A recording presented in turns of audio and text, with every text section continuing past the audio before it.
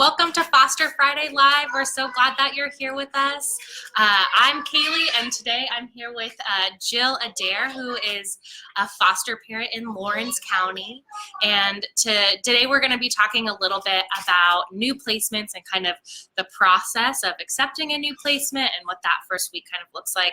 So I'm going to let Jill introduce herself, but Jill is one of my foster care heroes. She's kind of who I want to be as a foster parent when I grow up. So Jill, you want to tell us a little bit about yourself? Yes, my husband and I have been fostering for almost 5 years now.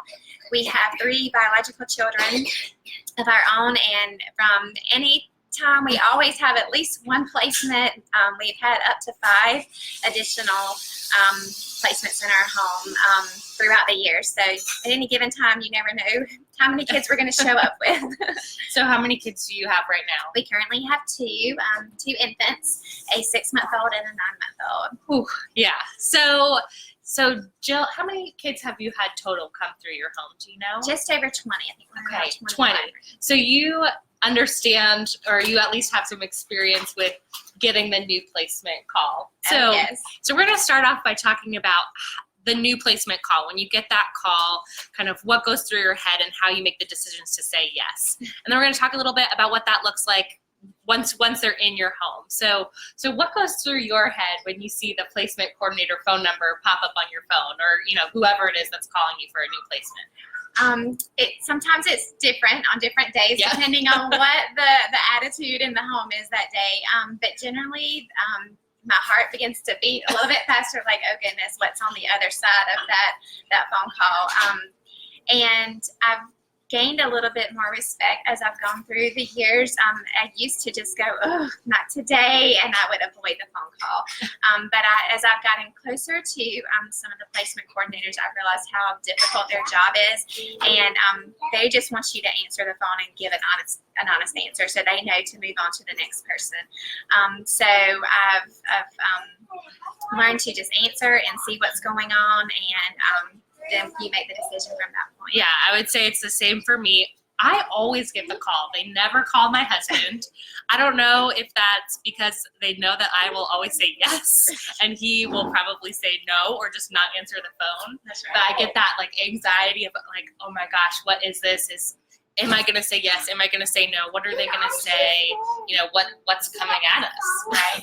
And I have many times answered the phone going, I'm going to listen, but I already know my answer. And then it changes as you start talking. It's hard to say no sometimes. So what are some of the questions that you ask that placement coordinator, as you're thinking through, can I accept this or will I accept this new placement? The very first thing is always age and gender, because those are for sure, not that we limit. We've had anywhere from a 2-day-old up to a 13-year-old, boys and girls, but depending on who is in the house at the time, that answer changes based on sharing bedroom space, bed space, and that kind of thing. So that's always going to be a for sure yes or no based on availability with that. Then it goes into, this was a question I heard a few years ago, and it's really stuck with me, of what has this child faced in the last 24 hours that is going to impact it. And to me, that's a big decision that tells you what they've been through and what they're going to be bringing into the home and what their needs are. Then it goes to my husband. He's generally at work when the call comes, and so it's catching him in between when he can talk and getting his fill. And then I contact my children. And my oldest is in school, but I send her a text and I say, what do you think? And I don't always make my decision based off of their answer. Sometimes I've gone against their answer, but I do want to know the feeling at that point. Yeah. So we ask a lot of the same questions, just kind of like why have they come into care? What is the reason? Because it's not that is always going to impact yes or no, but you want to know, because you want to know what to anticipate. And age and gender, that's a big one, because in our family we have a much smaller age range. We're 0 to 6 is typically where we're going to say yes, and we do only have 2 beds. So, and they're in the same we have had children who have been with us for a long time, so their room is kind of sacred. That's their space. And our guest room, which has now become a second kid's room, has 2 cribs and a queen bed. So even just the type of bed. And, you know, even if they're siblings, if they're different genders, they can't stay in the same room past 4. So that impacts it, the age and the gender for sure. So and I always forget size, diapers, formula, and so that's always a follow-up call. Like once we say yes, and then I say, oh, diapers, clothing, you know that. So then I always do a follow-up call with that. So that's an important one to remember. So do you have a process, like, as you consider saying yes, you know, you call your husband, you call your kids, what next? Then it's I try to take a few minutes to really see what my gut is saying. You know, even if everyone is on board, I have to take that gut check of, is this going to be best for the season of life that we're in right now? And sometimes we've said yes, and the craziest spring baseball season is always crazy hectic for us.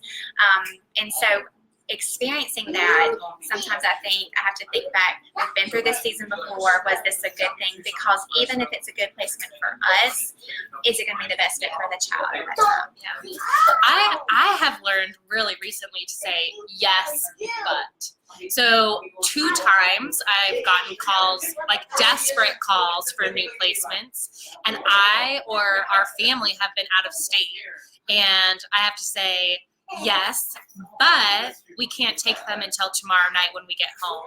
Or yes, but we're taking our family to California on vacation in 3 weeks. We need to be guaranteed that these children are going to have respite, because, you know, we can't necessarily buy them plane tickets.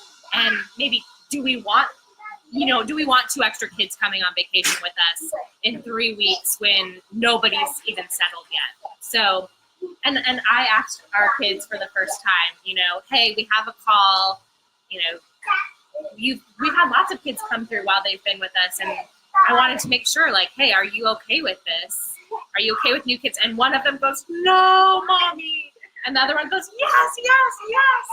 And I had said, if they say no, I'm going to say no. And I think the little one, he just didn't even listen to what question I was asking. And the older one always says yes. But so, okay, you've said yes.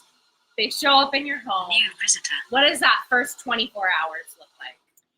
It is, sometimes we have had just complete turmoil. Like, it just turns everything up until you find where all the balls fall again.